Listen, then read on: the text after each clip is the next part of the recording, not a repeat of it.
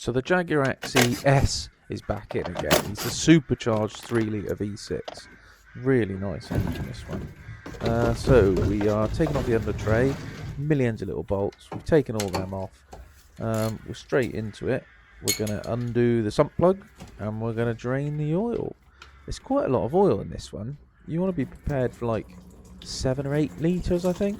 This is actually coming out quite black considering it's petrol, but it has been done really recently. So anyway, bang the sump plug back in. Make sure he's done up to the exact torque. Give it a wipe around, and then we're gonna bang the cover up. Put all the millions of bolts back in. So the oil filter's up top. You need to pop the engine cover off. And I actually undone this by hand because it's quite big. You can get your hand around it and turn it.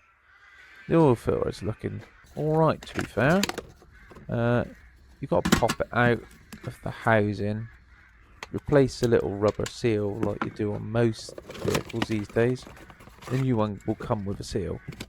That new one's obviously looking nice and white. It goes in a certain way because it like clicks into the lid.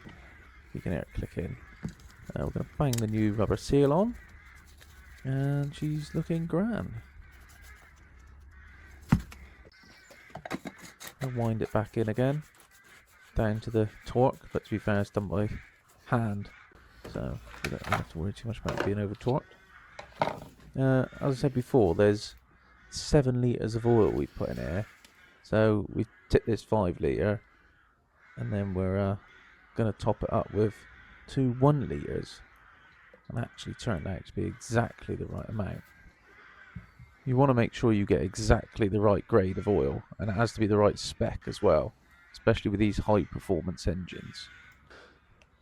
So there's our last bit of oil going in. That's the last 1 litre, and then we're going to just pop everything back together. So we'll put the cap back on, put the cover on. It's actually nice and easy access on this one. It's very easy, really. Cover going back on there, and then we'll pop inside and we'll check the oil level, which is the only way of doing it, because you can't actually, there isn't any dipstick. So I've moved out of the garage, I've let it settle for a few minutes, check it, perfect.